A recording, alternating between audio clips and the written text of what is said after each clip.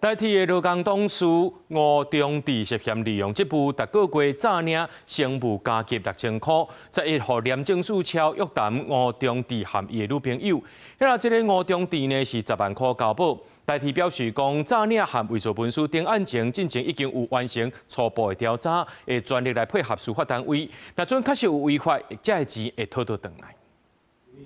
代替勞工董事也是代替企業工會秘書吳中智做經紀協報工時，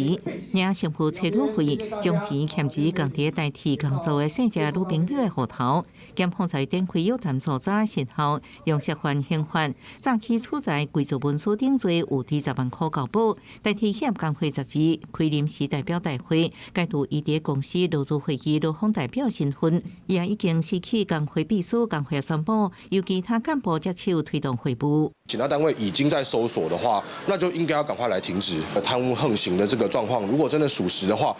公司是不是要在現在這個調查期間先暫停給予台鐵公司、給台鐵工會補助？代替產業工會呼籲吳中智雖然在企業工會無負幹部職，不過依然是書記員，要馬上停職接受調查。內部員工指出，代替書記員因為工作調度需要用旅客身份坐車，應領成務加給。身為書記員吳中智，無當地刷虛報工時推廣廢紙控制控年，已經詐領差不多38萬。伊進前也因為違規佔用花蓮多幫型宿舍，和其他離開故鄉有加權的員工，申請無宿舍遭到內部檢舉。這封有並案給那個了，檢調了，調查誤往誤重，後續的相關的標記書啊，這些動作我們才會有去處理。